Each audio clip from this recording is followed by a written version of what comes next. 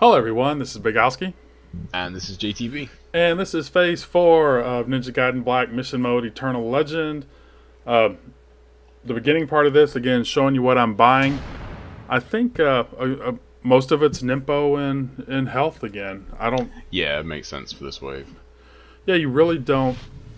I mean, if you want to fight it with other ways, and the Lunar and the Kentetsu and the flails and all that stuff, but if you're going to make the time limits, you know, you're probably not going to fight it that way. And I have a ton of money. Yeah, we forgot to mention actually in the last phase, you can upgrade your Dragon Sword if you want, but you notice you actually do get the true Dragon Sword for free, which will, you know, replace the regular one. So you don't really need to upgrade that to level 3 if you don't want to, unless you really, really do want the level 3 Dragon Sword, as you get the true for free. So that does save you quite a bit of money. The only reason that in Phase 3 that people used to do the level 3 Dragon Sword was for the Hydrocubus fight. They would upgrade the Lunar to level 3 for the Yotan Frown fight, because that forward YYY with the level 3 Lunar is pretty awesome.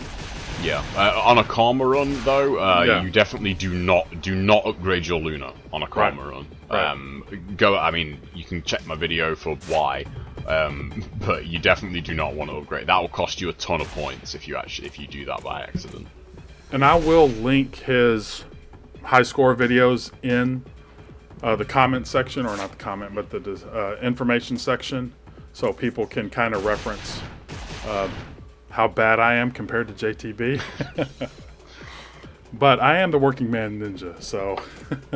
And this isn't a Karma run. Like, it is important to get that. Like, you know, if you want to play the golf in score in Eternal Legend, because what people might not realize is the vast majority of the points in Eternal Legend actually come from the fact that I don't think we've mentioned this yet. Actually, even though this is Hurricane Pack style scoring system, you actually do get credit for UTs after the time limit goes down to 0.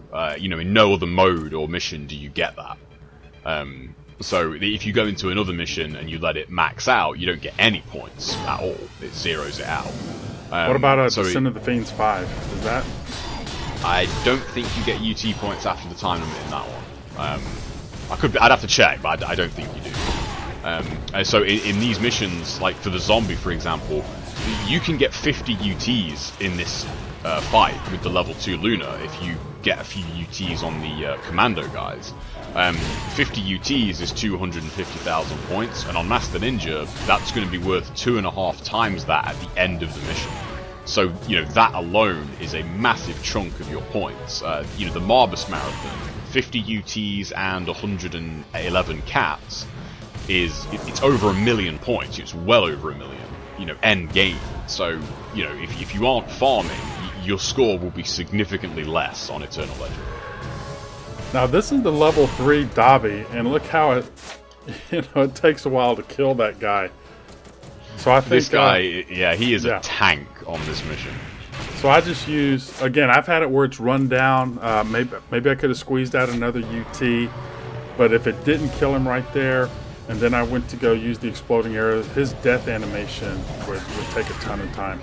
Now I could have upgraded my Ninpo to level 3, but because it takes so long to cast, I just decided I'll just do this and use 2. You know, if I have to use 2 Ninpos, I will. Yeah.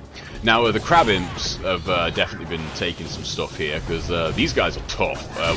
The Debilero UT, the level 3, even if it hits them into a wall, it's not a guaranteed kill, which does make chaining Essence in this fight a little annoying, because sometimes, that knocked him into a wall, like right there, and he didn't die. So when you're chaining UTs, you know, you can hit the imps really easily, but you're only really guaranteed to kill the cats, so it can mess up your chaining. Now this right here, I know people used to use exploding arrows on this too. See, I thought I'd kill somebody, and I didn't. I mean, that's how strong that is. You know, or how strong they are. Yeah. For the laser crab though, some people do struggle with this wave in particular, because the imps, they have a lot of health, the laser crabs have a lot of health. If you really just want to go through this survival, you know, and survival is the goal, just Inferno Ninpo, the Laser Crab Fiend. Just get by your Jewel of the Demon Seals. Level 3 Inferno is insanely powerful, so just use that on him. It takes him out really easily. But remember, if you're doing that, you're not going to have the... Because I didn't even buy the Inferno. So again, you got to really decide what you're going to spend your money on and what's worth it and what's not. I do love the way they just kind of sit there when you knock them into a wall. It just looks funny. Now again, this is this whole smoke bomb, being able to roll the other way to make sure you're not wall cleaning. Again, because I only kill one when I don't mean to. And then, you know, that, again, just keeping track of that. See, I've spent a lot of time running around to get to these bugs. Yeah, and like this wave in particular, you can use Inazuma to take out the bugs if you don't want to mess with it. If you get tagged in a really bad spot here, like if you get hit like that off of the wall right there, you can die instantly. If those bugs hit you, and then the ogres land their overhead smash, or their, you know, if they do their jump move, say one of them might be in midair, and you roll jump and you get clipped, if those bugs hit you and they land on you, you're done. You're dead. That will kill you. So again, being able to wall jump, or not wall jump, avoid the wall while you're jumping, that directional stuff. Man, I wish I had learned all that when I first started.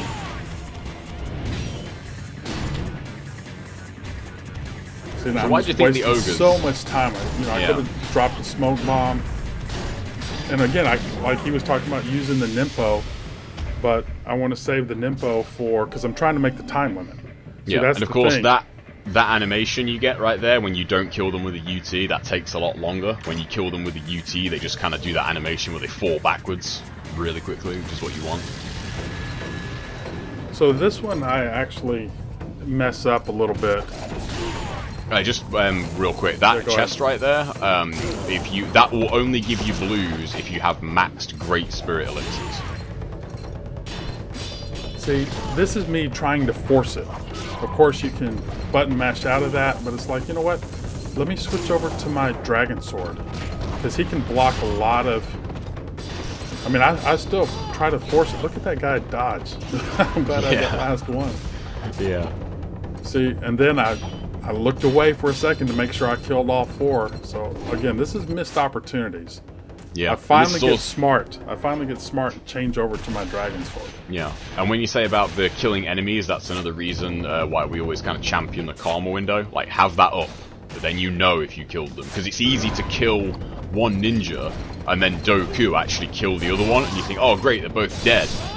When you have the window up, you know, if that's not at 4 kills, you know that they're both not dead. You know that Doku actually killed that one, not you. See, being able to ET through and then following up with the Gleaming Blade is so important. I tried to do an on-landing ET through it.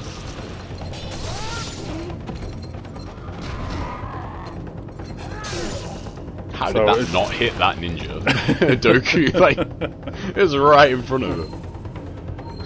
So, I want to save some of my Ninpo. Again, it's important. The first part of it was really bad. As soon as I'd killed the first guys and did my UT, I should have switched over to my Dragon Sword. Again, I'll just power through this. It just doesn't work that way. Don't ever think you're just going to power through it, because you're either going to die or definitely not get the points that you want. I think I ended up absorbing this because I thought I was either going to get fish or... Yeah, I think, generally speaking, the crappy looking box, you know, the one with the, like... Well, not that one, basically. I don't know how else to describe it. Generally speaking, that does have the fish more often than not. So you do want to open the one, you know, like the Fiend Realm looking box. But hold your block so you don't absorb. I actually released my block when I was under the Ninpo, you know, the red orb, to get it back. Yeah. Oh, that's a good start for mobs. Take it out. Well, don't worry, it gets worse. But listen to your audio cues. I think I have the celerity on now. Or maybe I don't. Yeah. Yeah, you would definitely want celerity here. And again, for points purposes, you do the Marbus Marathon. But again, there is really no point to do that unless you are going for score.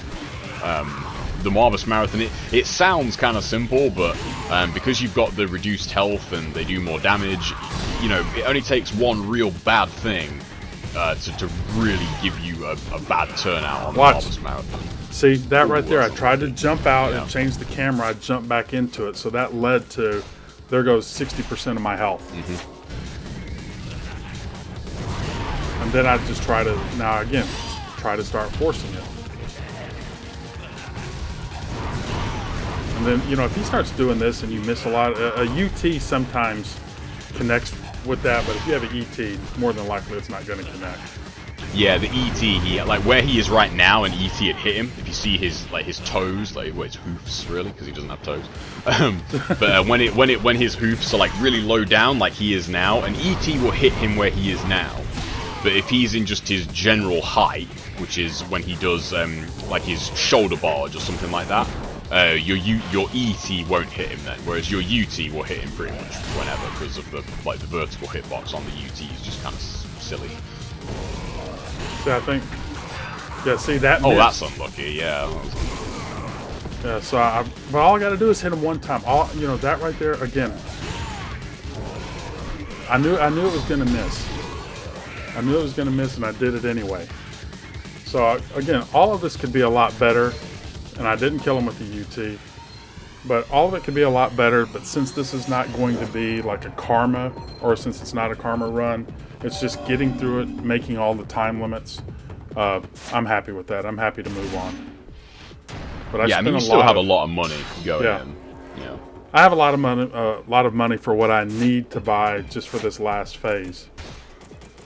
You know, and that's the one thing too. Spend all your money, because you know you don't want to save it up for the last phase. You know, you're not going to use really Inferno on Berserkers.